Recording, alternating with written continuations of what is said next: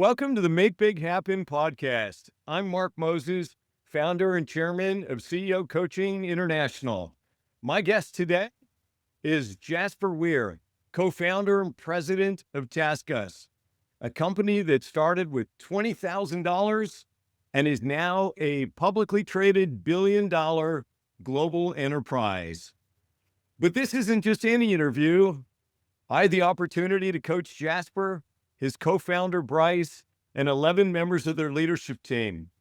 I facilitated their quarterly planning sessions for 8 years. I've been in the room for the wins, the struggles, and everything in between. When I first met Jaspar and Bryce in 2014, they were 28 years old, still living at their parents' house, running a $6 million business. And the early days were scrappy. They even made TV news in the Philippines because of cockroaches in their office. And Jaspar will tell us a little bit about that in a moment. But don't let the scrappy start fool you. TaskUs has been named one of the best places to work year after year. And Jaspar and Bryce were named Entrepreneur of the Year. They built something really special, and they did it with intention. I'll never forget one of our first conversations. I asked them, imagine, and they like to give me a hard time about this. Imagine it was the end of 2020 and they felt awesome. What is success? And without hesitation, they said, we built $1 billion company. Most people would have laughed, but they were serious. What happened next is one of the most remarkable entrepreneurial journeys I've ever seen. And here's what I love most. When I met them, they were two bachelors, good-looking bachelors, grinding it out. Today, they're both married with 5 children between them. They didn't just build a great company, they built some pretty cool lives as well. Today, we're going to have an honest conversation about what it really takes, the mistakes, the dark moments, and the triumphs. Jaspar, welcome to the Make Big Happen podcast. Mark, it's a pleasure to be here and super fun hearing that intro. And one point of clarification for the audience, Bryce and I do not have 5 children together. We have our own wives. Thank you, Jaspar. Appreciate that clarification. Any misconception. Yeah, understood. So, hey, for our listeners that don't know much about TaskUs or never heard of it, what's the 30-second version of what you guys actually do? TaskUs offers outsourced customer support, content moderation, and other operational and essential business services for the world's largest technology companies. So if you ever take a ride share or order food from a delivery app, have a problem, and contact customer support by calling or chatting, you're probably getting one of our people, as an example. Yeah, cool. So before TaskUs, you guys tried a little venture in Argentina. Tell us about what happened down in Argentina and why Argentina? So Bryce and I are best friends from high school, and we started our first business together when we were 19. This was actually before the Argentina venture. We used to throw parties in Hollywood, and that's how we made our initial startup capital that we were going to use to go move down to Buenos Aires, Argentina, and open frozen yogurt stores. That was our idea. We developed a business plan. We went down to meet with chemists to mix our flavors, had our locations picked out, and then ultimately decided that going down to Argentina to try to build wealth in the volatile peso and earn in dollars wasn't necessarily, and live in dollars back in the US probably wasn't the best idea. As simple as that sounds, we didn't really know. We were 21 and 22 years old at the time. But through that process and that kind of failed attempt in Argentina, as simple as this sounds, we started thinking about the global economy. And we said, hey, rather than earn money in pesos, how do we pay in pesos and earn in dollars? And that's pretty obvious, but not to 21 and 22-year-olds.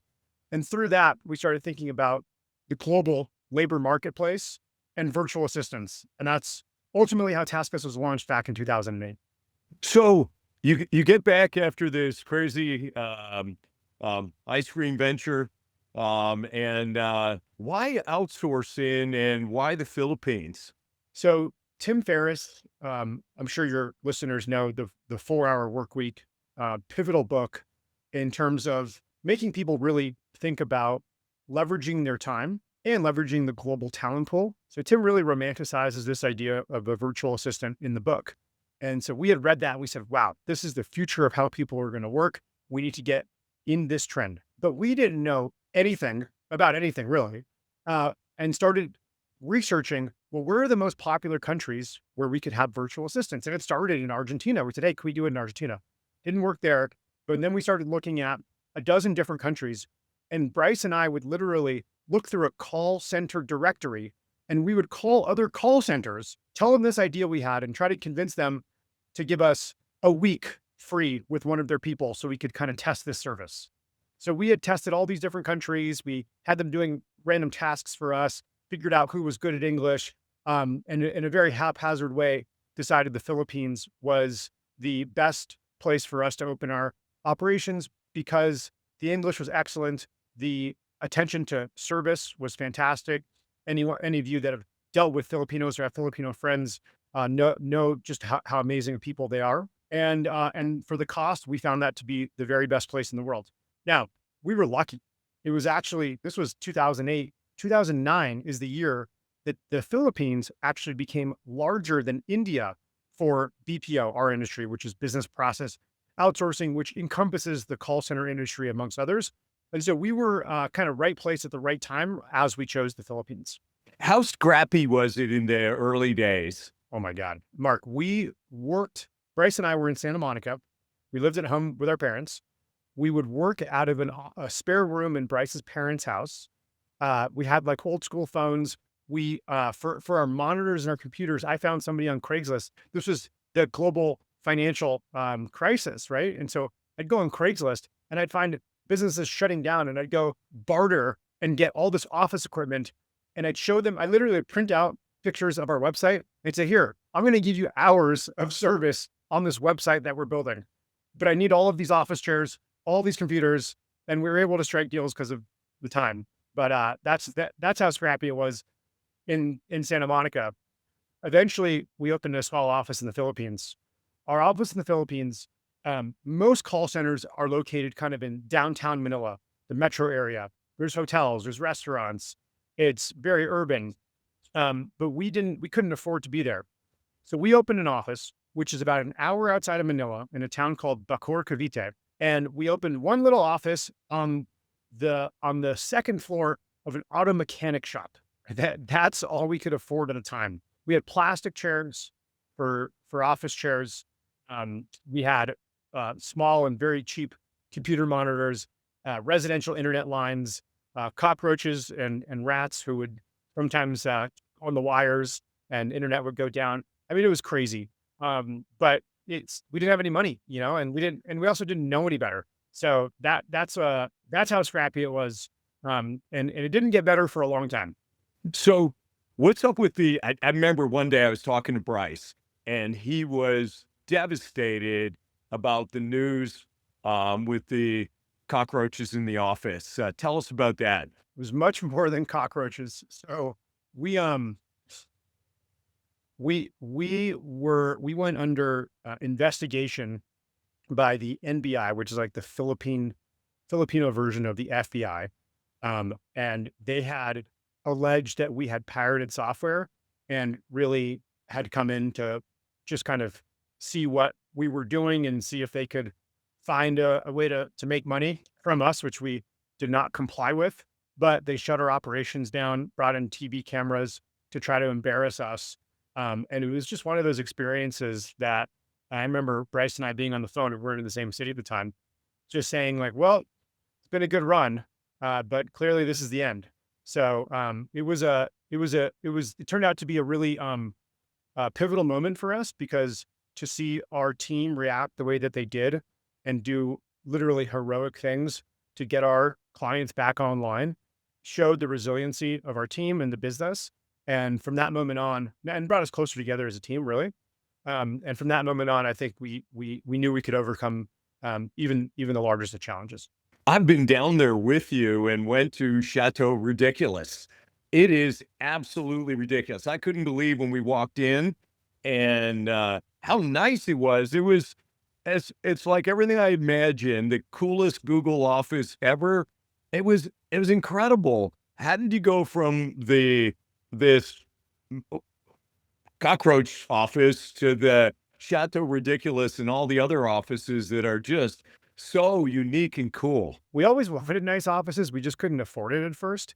And so as soon as the business started to get some traction and we started to make some money and we were outgrowing our space, we said, look, we really believe that we can create a differentiator in our service. And our service is arguably a commodity. There's tons of companies that deliver outsourced customer support, content moderation, other services. You can find hundreds of companies that'll do that. So we looked around at our competitors and we saw that the call centers that existed is what you'd expect of a call center. 50 Shades of Beige, cubicle farm, people are just numbers. And we always we never thought that was the right way to treat people. Our early experiences, we'd go to the Philippines and these employees of ours were our age and we could connect to them and we could see that they were just like us. They wanted growth experiences. They wanted to get better at their jobs. They wanted to work hard and provide for their families and make a living and move out of their parents' houses. And so we set up our culture and our company in a way that prioritized the frontline teammate. The frontline teammate for us is it is our product. So the same way that Amazon is customer focused maniacally and Apple is product focused maniacally, for us, we are focused on the employee experience as the product. And so part of that product, getting back to the offices, is we said, look, the other thing we have here is our clients are all these high flying Silicon Valley startups that are becoming huge enterprises. These are all name brand companies. You pick up your phone, look at your app list on your homepage. We support most of those businesses. These businesses care about people. They are famous for, like what you said, Mark, the Google type offices and amenities and benefits. And we said, look, if we can create these vibrant workspaces that people want to be at, it's going to have a lot of positive impact on the business. We're going to be able to recruit better talent. And by the way, when they're in our offices, everything is so cool. They're taking photos and they're posting it to Instagram or TikTok, which is a self-fulfilling prophecy in terms of recruitment. And we can recruit at a much lower cost. That's one. We can retain people because we're building spaces people actually want to be in. They feel valued when they're in these spaces. They can be more productive when they're in these offices. And then lastly, when our clients come to visit or our prospective clients come to visit, they show up at the office. And for a lot of our clients, early days, not as much today, but early days, we were often the first time that they were outsourcing.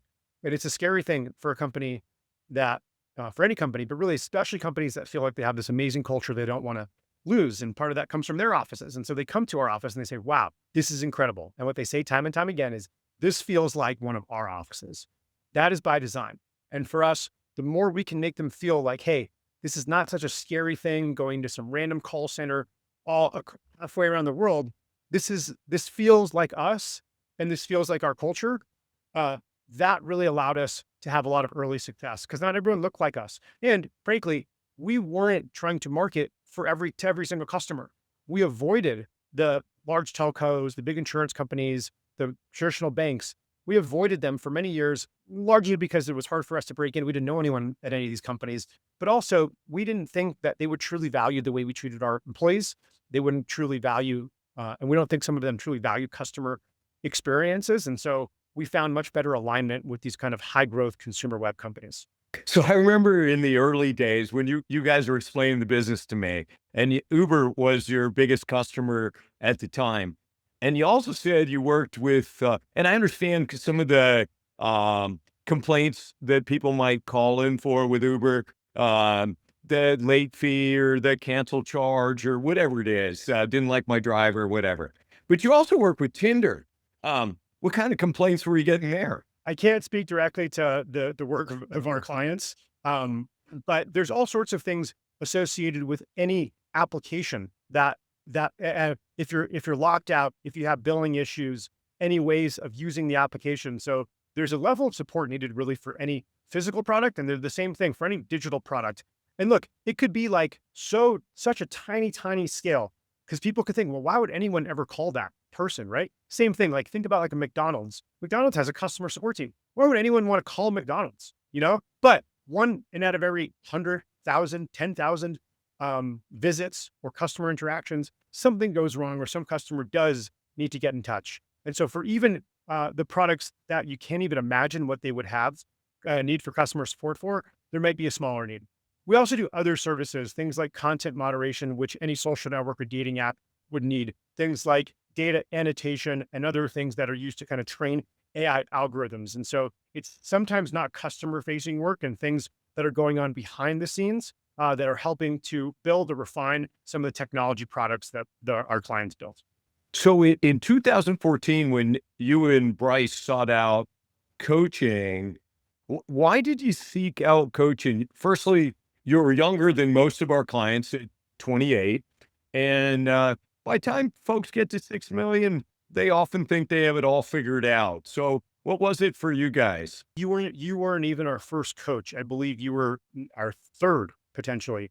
And so from a from a from the very get-go, Bryce and I kind of look, we started this business the week after we graduated college. At least I did. Bryce is a bit of an overachiever. So he finished school in 3 years and was investment banking for a year before we did this. But we essentially had zero experience.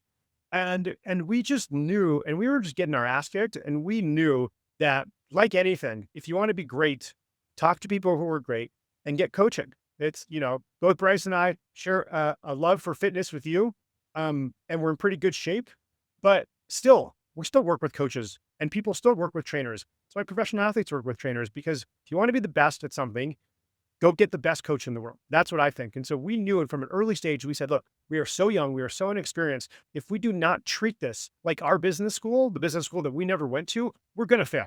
We knew that. And one of our core values in the company was continuous self-improvement. And we needed to model that for everyone else. And so from the get-go, we believed in, let's absorb any piece of content we can about business and about business management, about leadership, and let's go get coaches. Let's go find a framework. Let's go run this like a real business. And so when we started our journey, we had different coaches, and then I think Bryce was introduced to you through the YPO network of sorts, and then you and I started talking. And so we just knew that you had been there before. You had seen companies like this, and look, we really believe in learning from mistakes, but even better is learning from other people's mistakes. And so if we could shortcut our journey in any way, we're game, and to this day continue to be big believers in continuous self-improvement in business and in all areas of our lives. It's interesting. Even you and I are both playing paddle now, and we're both using the same coach to improve our game. So well said. So hey, shoot me straight. When you guys set out that $1 billion vision, and right at the beginning, Yeah. did you really believe it, or was it a made up number? So I'll tell you, it was 2012 or was it 2010? I think it was 2010, actually. I think it was 2010. And we had a coach, this was before you, and who said, you have to set a BHAG, a big, hairy, audacious goal, a 10-year goal that's so crazy, people are not going to believe you. So we said, okay, well, if we just double revenue every year, I think we're making it 2 million. We said, all right, well, if we just double revenue every year, we'll be at $1 billion in 10 years. And so that became our big, hairy, audacious goal. And people thought we were absolutely crazy. And 10 years later, to the house, 10 years later, we didn't get to $1 billion, but we got halfway there in terms of revenue. And so we're over $1 billion now. But it gets harder to double as you get bigger. Funny enough, we had many years of triple digit growth. Some years, we had one year we went from 13 million to 54 million in a year, right? So we had some tremendous growth years, and we always look back at that big, hairy, audacious goal. When we set it, we thought we could do it. And I remember the coach telling us at the time, the way he described it, it's like, you throw your hat over the wall, you don't know how you're going to get it, but you got to go get that hat. That's kind of how we figured, how we thought about this goal, and we put it on a paper in the office, and people would come in and people would think that we're crazy. But we knew we could build something big. I don't know deep down that we thought we'd actually hit that goal, but we knew the importance of thinking big. And that's why we continually went back to that goal and rallied the team around being like, guys, we're building a big company here. Yeah, if my recollection's correct, it was like something like 6, 15, 52, 80, 120, 250, 400 and something, Yeah. 700 and something. It was amazing growth in it. As the numbers got bigger, that kind of growth got hard. Yeah. Leading up to our IPO in 2021, our trailing 4-year revenue CAGR, our compounded annual growth rate for the previous 4 years was 62%, I believe, and higher in EBITDA. So that's the average compounding growth. So yeah, it was a tremendous stretch of time there for us. Uh, right place, right time, hard work and good execution, right clients as well, and certainly some luck.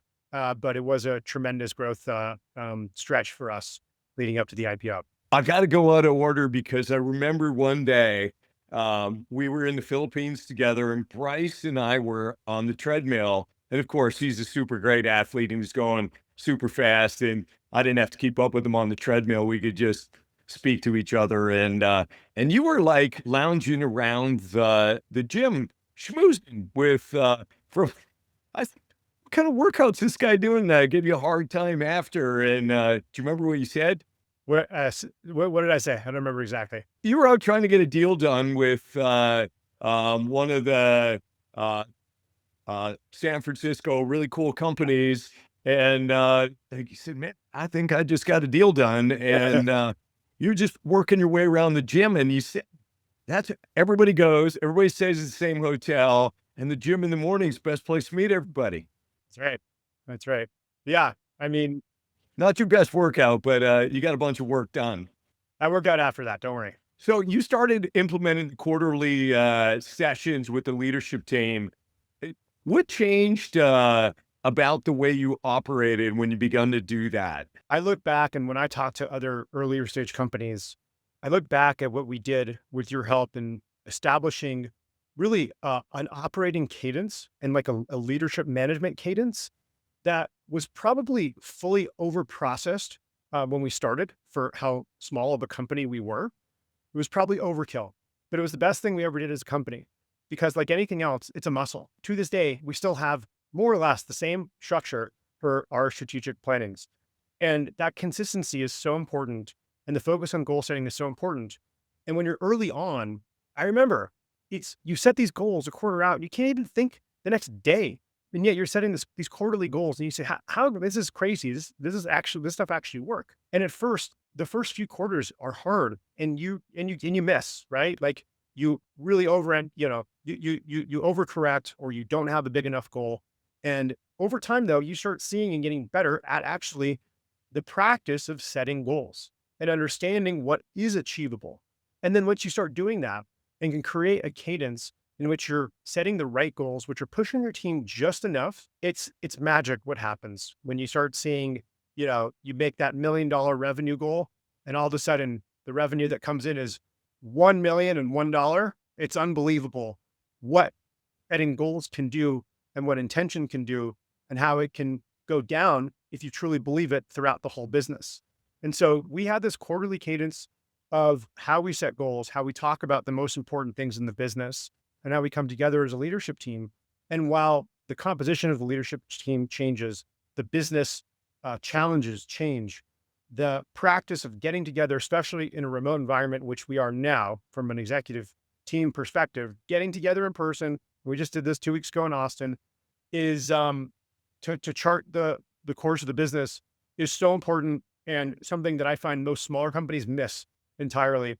And really, if they want to be successful and grow, I truly believe this sort of discipline and structure is super important. Yeah, you mentioned people a moment ago, and one of the hardest things for a growing company is that people to get a business from A to B are typically not the same people for B to C, C to D, and so on. How difficult was that for you guys to make those changes with people that you liked, but just weren't effective at that next level of growth along the way? It's the hardest thing I think leaders are faced with are these decisions, especially when that person from A to B has been good and they've been good and they're good people and they have a family and you truly care. You love them. You spend so much time at work, you develop these super close relationships with your colleagues. That's a good thing. And then it comes to the point where they're not just quite delivering the way they used to. And it's not them, it's the stage of the company has outgrown them. And that's the hardest decision to make. That is the hardest decision to make because everything in your mind and your soul and your heart wants to see them succeed. But if they're not succeeding, you're holding everybody else back. And here's the thing. As employers, here's what we found. We tend to think as employers that we're the best employer that they could possibly ever work for. And how could they live without us? That's just wrong. And if they're not thriving and if they're not succeeding in their role at that time, they're going to thrive somewhere else. And so if you really do care about them, actually letting them go is the right thing for them as well. And you can do it compassionately. You can do it with lots of notice. You can always make sure that you're coaching them up to the best of your ability to make sure it's not on you, but it's not on them. And when that happens, you have to make the hard decision and move on. And what happens is everyone else around you will be thankful that you made that decision and likely will say, what took so long? This was obvious to us. We thought everybody knew but you. Yeah. Right. And here you're sitting there feeling bad about it, struggling over some of those decisions. So you guys have been named going from cockroaches in the early days to one of the best places to work year after year, in an industry that's not known for treating people as well as you guys do or well at all. What did you do differently than everybody else? And when did you realize how important culture was as your competitive weapon? We knew culture was going to be important very early on. And early, like first year or two, we knew that we wanted to build this great culture. We knew how important that was. But the truth is, we didn't know truly what great culture looked like. We thought great culture was having ping pong tables and cool office and that sort of thing. And we over time realized that's really not what it's about whatsoever. That's not the substance of it. And it took us some real soul searching and help from one of our executives, Robert Hayes, who was our former COO at the time. Was a great operator. We together kind of came up with this, kind of architected this idea that said, hey, if we think we have this great culture, we should measure it and then we should manage it. And so we started back in probably 2013 or so. We started measuring our culture and we used the ENPS metric, the Employee Net Promoter Score, which asks, how likely are you to recommend TaskUs as a place to work to one of your family or friends? Just like those annoying consumer surveys. So we started surveying everyone in the company. And at this point we had hundreds, if not, a couple thousand people working for us. And we thought we had this great culture. We thought everyone loved working at TaskUs. And we got that survey result back. And the NPS goes from negative 100 to 100, right? We get our survey result back and our ENPS was a 4, not a 40, a 0.4. And that was an important moment for us where we had two options. We said, look, either we ignore the data and we say, you know what, like, no, they don't really know what they're talking about. People just want more money, whatever. Or you say, look, this is feedback. Feedback is a gift. Let's listen and let's adapt and let's do something different. And that's the approach that we decided to take. And so we developed this process that every quarter we started looking not just at the metric, but what were the verbatim comments that people were telling us in the surveys and really trying to nail down what are the things that people actually really care about? What correlation are we seeing in the data when we make certain investments? And each quarter we look at it, decide like any goal and like managing any metric, we would decide on some specific and achievable outcome-based goals that we could implement for the quarter. We would go on a little roadshow and tell people in the office, here's what you said, here's the score, here are our goals to address this metric. And we'd measure it again the next quarter and we'd do that process over and over and over again. And so over time, our ENPS over the few years grew each quarter and we kind of leveled out in the 60s or 70s for ENPS, which is extremely, extremely high. And have been able to stay there, depends on the geo, still have a extremely high ENPS, and it still is an important metric in our business. And so for us, it was about putting our money where our mouth was and making that metric as important as revenue and profit, making that metric part of the bonus compensation plan for our executive team and for certain managers throughout the organization that have control over that. So that was, that's kind of how we took this soft nebulous thing of culture and tried to make it a little bit more, I'd say, quantifiable, and outcome based in a way that we knew how to manage. I saw you guys do it. I saw how serious you took that, and I saw the impact it had. It was incredible. That really something you, Bryce, and your entire leadership team ought to be really proud of. Speaking of Bryce, many entrepreneurs have partners, as you and Bryce have been best friends and partners for almost 20 years ish. More than 20 partnership now. What's the hardest part of a co-founder relationship? Oh, the hardest part is when you're not making money. Money, success makes things easier at times. Look, the hardest part is the same thing that you have in any close relationship. It's like Bryce is like my brother. It's the relationship we have is like being married, right? And so it comes down to communication. And I think, look, when you're building, when you're having growth and new challenges constantly, and trying to figure out who's best at what, who should be doing what, it can be really challenging when you have two people that are both pretty hard-headed, hard charging, and believe in themselves. There can be friction, and so I think at the end of the day, when there's too much ego involved, partnerships will really deteriorate. When you're able to put egos aside and do what is truly in the best interest of the company, partnerships can thrive. Bryce and I have certainly had our differences over the years. I'd say in the last 10 years, it's so much different than the first 10 for us. I mean, we're kind of older and more mature, and have other things in our lives like families that are so important for us. It makes some of the little things in the business just kind of puts it into perspective. But we just know each other really well, and we've learned to, I think, like a good marriage, if there are things that annoy you about your partner, that could be really challenging. But if you find a way to make the things that annoy you about the partner, if you find a way to kind of adore them for that and to respect them and really like those things, that's when a partnership can thrive. And so Bryce and I have a lot of differences. And I think once we were able to truly respect each other's differences and just see them as like, hey, we are different people. And it's amazing that we have this partnership in which we have different strengths. Once both of us truly believe that, we'll have disagreements here and there, but like our relationship has been super solid for a long time. So what advice would you give partners that are in their business at whatever stage of the journey that they're on, that are struggling? Sometimes it's over, one's got more passion for the business at a time than another. Sometimes they're pulled away for family commitments or maybe even sickness. What advice would you give to those that are struggling? Go on walks together. That's an important one. Any sort of meetings, I find walking to actually be really special, and a really good way to talk. There's something about actually walking side by side someone. You're not sitting across from them at a table, which can be more intense. And moments of silence are natural, and moments of processing are natural in a way they're just not in a conversation when you're sitting down. And so for like big conversations, it's sometimes just like really nice to get out there and like also be outside. And so depending on, when we were in Santa Monica, we'd walk almost every day. We just go around the office and we just take a few laps and we talk about whatever was coming up. There's been times we've tried to schedule kind of partner meetings, but it's have breakfast every Friday, something like that.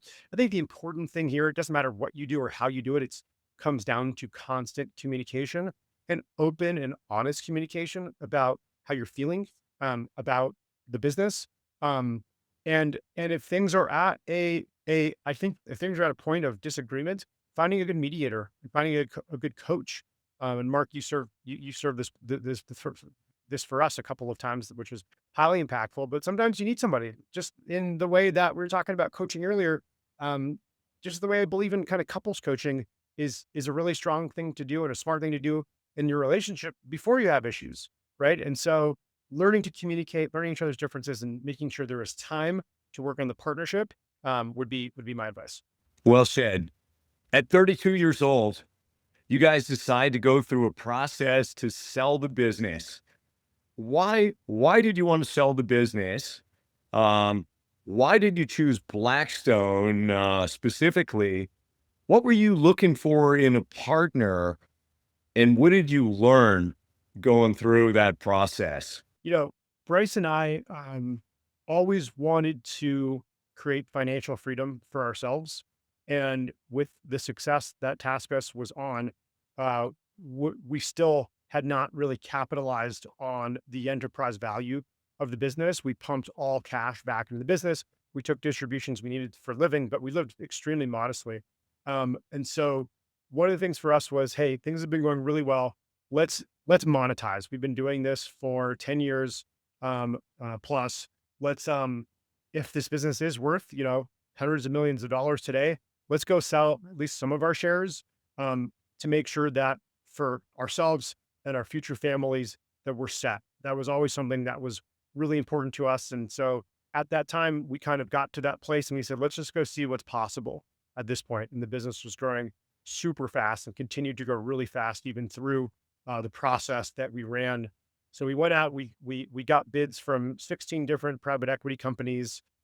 We talked to some strategics as well who were interested in buying the whole business, but we decided, we only want to sell half of the business or half of our shares rather, because we want to monetize, but we think there's so much growth ahead of us. We want to maintain a big chunk of what we're doing.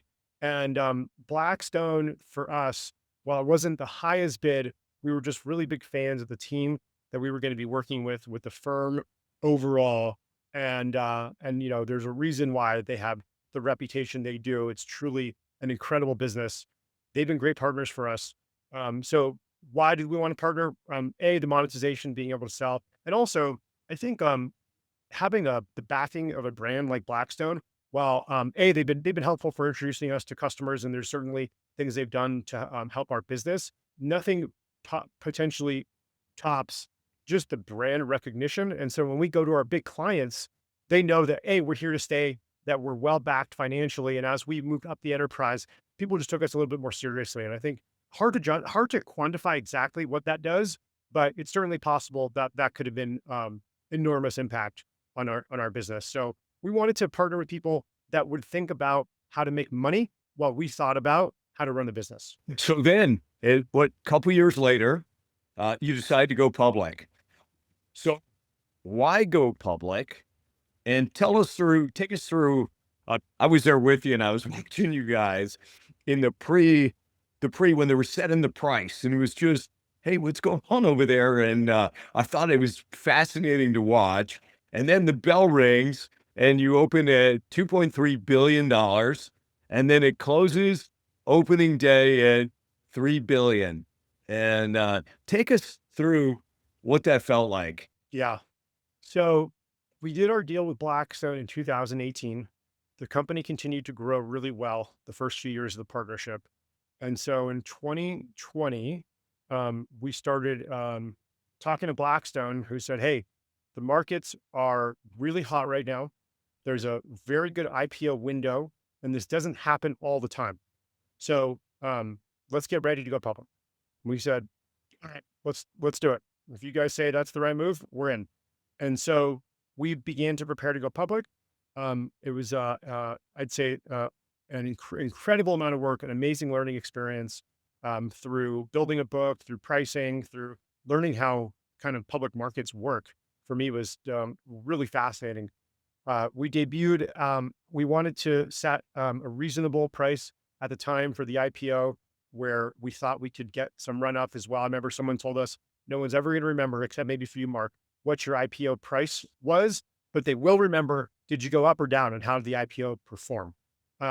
So through the advice of our bankers and Blackstone, that was the price we set. And we had this tremendous journey up. We were a top 1% performer on NASDAQ for the first year of being public. So truly an incredible journey. And got up to, over $8 billion in enterprise value for the business. And then things went down. But those are the public markets, and the ride up is certainly a lot more fun than the ride down. For sure. So knowing what you know today, would you go public again? Yeah, it's a good question. I'd say, given the information we had at the time, yes, because the market dislocation of public valuations to private valuations was so big that we had to do it. It made a lot of sense. So for us, it was definitely the right thing to do at the time. So unless you have the ability to predict the markets, I would say it was the right thing when we were doing it. Recently, you guys tried to take the company private and it didn't happen. Are you able to speak to any of that? Yeah, I mean, ultimately, our independent shareholders, we put Blackstone, Bryce, and myself tried to take the company private. The independent shareholders voted down the bid we had made, which was a premium offer to where the stock was trading, and a bid that was approved by the special committee of the board. So we went through all the process, and some of the biggest independent shareholders thought the business should be valued higher. They came out publicly kind of stating some of these things, and ultimately they were not willing to take the price and the offer that we made on the business. If now let's go back to you being 28. If you could coach the 28-year-old Jasper, knowing what you know now, what would you tell that guy? Oh man, um, I'd say I would say l- lean into being to find your authentic leadership voice and lean into being more you.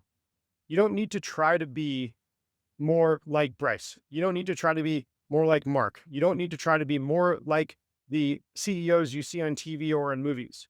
Just be more you and lean into your own strengths and lean into your strengths rather than spending so much time trying to shore up your weaknesses. Find a team that can shore up your weaknesses and go find your magic superpower and just go do that over and over again because you can mess up a lot of things in business, but if you do one or two things right, you can be very successful. And so I'd encourage myself to think about my role, my leadership style, and my success in a way that allowed me to be more myself at the time. You and Bryce built an incredible business, built over $1 billion in revenue. Now you're married with kids. And how did you manage to do both? Build a great company and also, I can't even picture you guys with 5 kids between you. And yes, with you both married to different wives. How'd you manage to do both? Mark, we were really lucky to have started the business so young. Um, those, the way we worked and especially the way we traveled for the first 12 years of the business, we frankly just couldn't really do today with young children. If you wanted to maintain a family. And so we were really lucky to be able to devote all of our 20s and some of our 30s just to the business, and we had our social lives and we had fun and we did other things, but business came first and that was it. Like we didn't have to think about family. And so I think we were fortunate to be able to do that. Um, and then Bryce and I both knew we wanted, families, we wanted children. And so we both kind of went out in the world and found amazing partners and started having kids at a very similar time.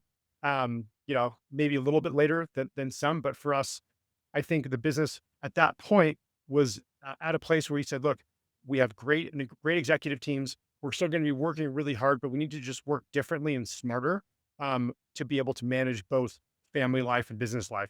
And it's really, it's a challenge. And I frankly don't see how, I can imagine how hard it would be starting a business in those first years with young children. That's got to be incredibly challenging. I don't know how you can do both well. Yeah, understood. And a lot don't.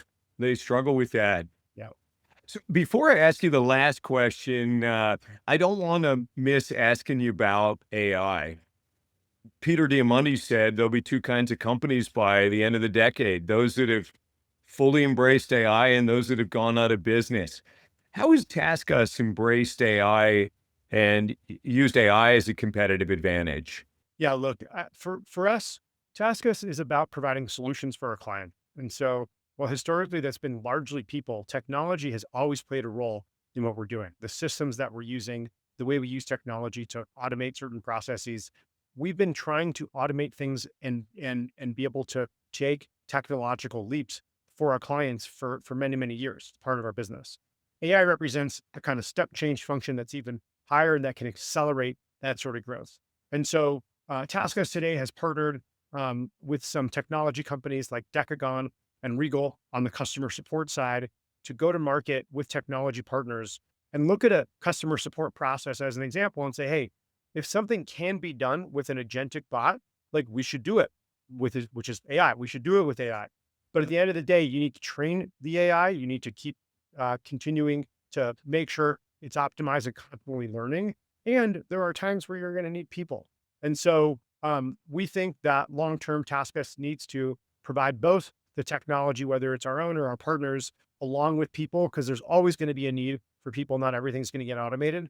And so that's how we see the future of our business and integrating AI. It's going to be in everything that we do. And for the entrepreneur listening who feels too small to dream big, what would you tell them? One of my favorite quotes is, if you do not ask, you will not receive. So you gotta ask for what you want, and you have to know what you want.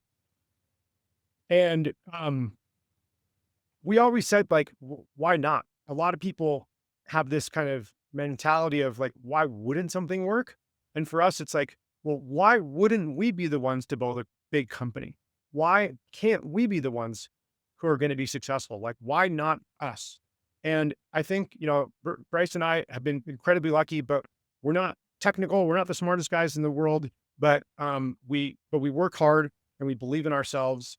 And if two kids who literally knew nothing right out of college in the middle of a recession can build a business with $20,000, there is no limits to your I'd say no limits to your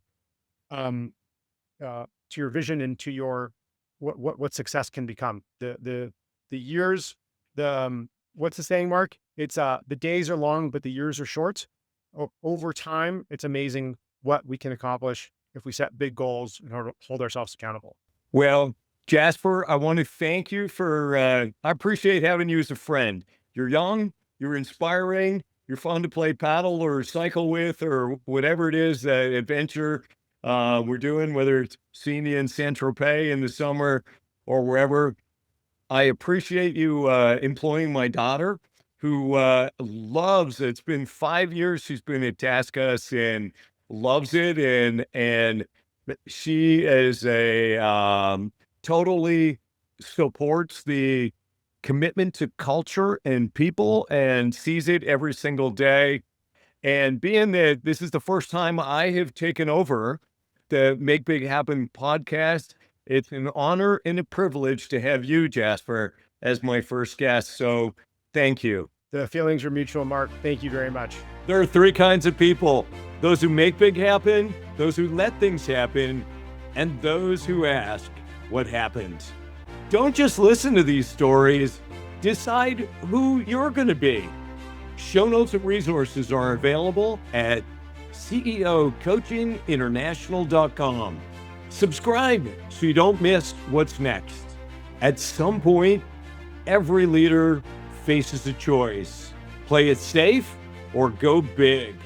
If you're ready to make big happen, visit ceocoachinginternational.com and learn how our been there, done that CEO coaches can help you make big happen.